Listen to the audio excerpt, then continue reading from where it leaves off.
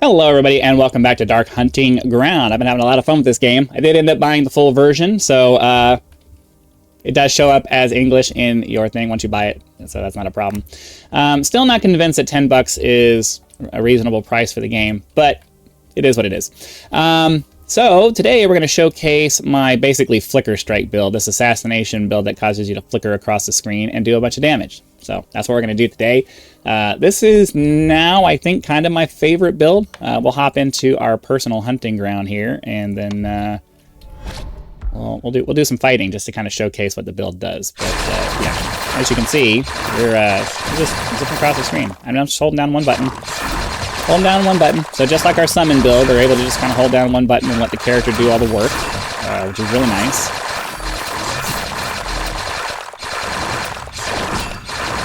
Just flicker around. And because we're flickering around, it makes this very hard to hit because we're always moving.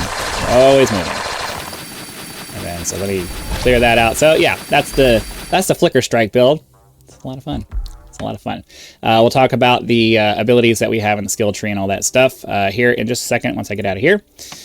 So the core of the build is obviously this assassination, which is flicker strike. That's what it is. You basically teleport to an enemy and do a bunch of hits while you kind of circle around them, doing like a that kind of thing. So it does a lot of damage. By itself. The problem is early on you're going to be taking a lot of damage if you don't have a lot of dodge and a way of getting out of that. So just kind of be careful towards the beginning. You might want to stick with the stab ability at first and maybe grab some kind of a ranged ability when you're first starting out, just to kind of mitigate the damage that you're going to be receiving early on. It's really easy to die in the beginning using this, so just be very careful with that. But for the most part, I'm just trying to get as many. I added this to get more attacks, to remove the mana draw, to remove the mana cost, so that I can just use it as much as I want. Armor break makes it so that we remove their armor and we do more damage. Poison is obviously a damage over time effect. Increase in our critical hit damage. Also a trample ability, so that every time we use the ability, we're adding that cool little so the white circles that you see, that's the trample ability. It basically just makes it so that we're adding some more AoE damage to what we have going on. And then outside of that, we're just trying to increase. I added Fury on here, which isn't necessarily the best choice for this. I might try to find something else because we're not really focusing on Fury that much, but it does, when you add stacks of Fury, it just adds some more damage. So as you're continuing to attack, you can keep that meter filled up, and it just adds a bunch of extra. You get 2% more damage per Fury that you're getting. So I don't really know what my max is. Yeah, we max out at 15, so basically it's adding on another 30% of damage on top of everything that we're doing. So that's, it's not a bad option to go.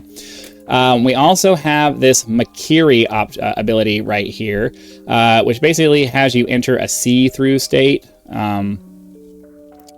What this is really used for is just recouping life. Once you get this, the build becomes, the flicker strike part of it becomes much more feasible, because now, every second you're recovering damage by using this ability, and I have this set up on a release on hit. So every time I hit with this ability, every time I hit a creature, this will go off if it's able to.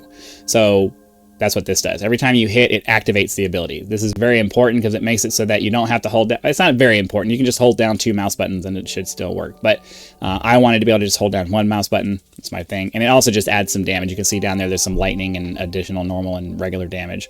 So it's kind of nice, but you don't necessarily need it. We added some fire and frozen on here just to kind of slow them down. Trample adds another trample proc onto these things, so it does a little bit more AoE damage when that happens to go off. We have some critical damage here, and speeding this up because I just haven't found anything better. I haven't even unlocked the last skill for this yet, because this is I have this mostly just for life regeneration. It's nice to have that.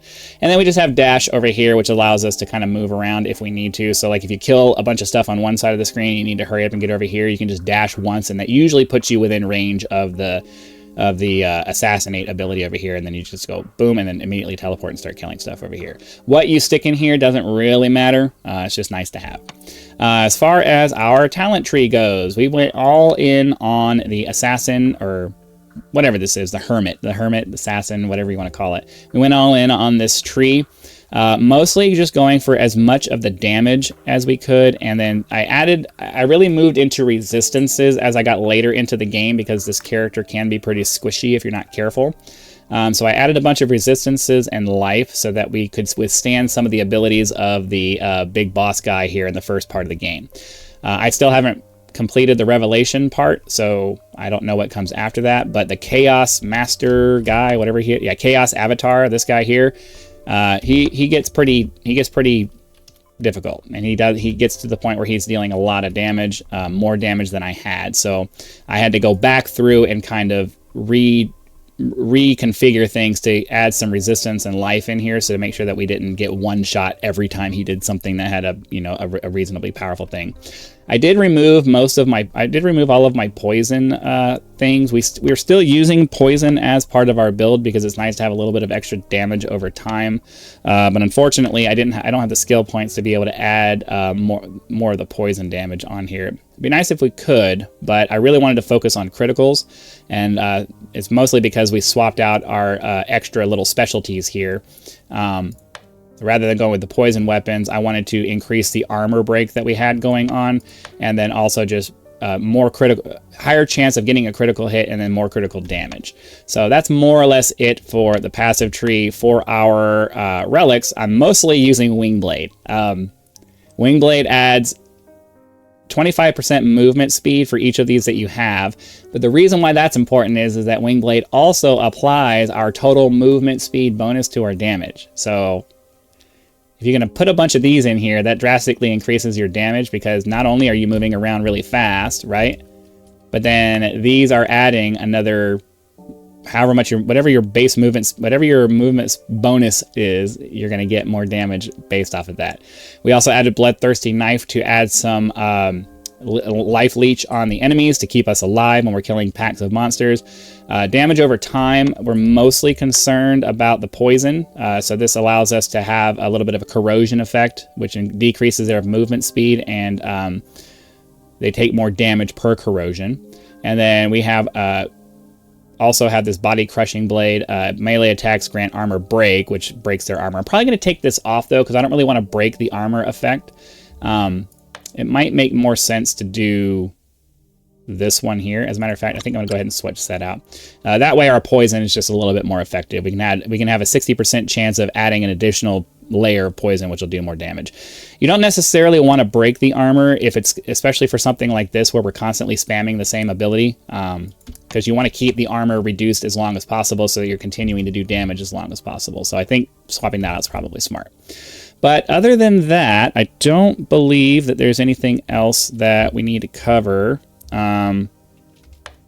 Obviously, this is just, for the spirit abilities. Life regen, because, we really want to make sure we're staying as alive as possible. I might swap this out for maximum life, though, because we have that thing that gives us 20 life every time we hit, and because we're attacking so fast, this may be unnecessary. It might make more sense to just do that, and that'll give us more. Or we could do movement speed, which would increase our damage. I'm not sure. I'll probably play around with this for a while just to have a little bit more survivability, but for now, we have what we have. So anyways, I do believe that's it. Hopefully that made sense to you guys. Be sure to click the like button, subscribe to help us reach 10,000 subscribers. Join as a member for early access to videos, among other perks, or you can just leave YouTube's version of a tip with the thanks button. I also have PayPal and Patreon links in the description if you prefer to go outside of the YouTube economy to help out with the channel. So again, thanks for watching. Be sure to come back for our next video, but I'll see you then.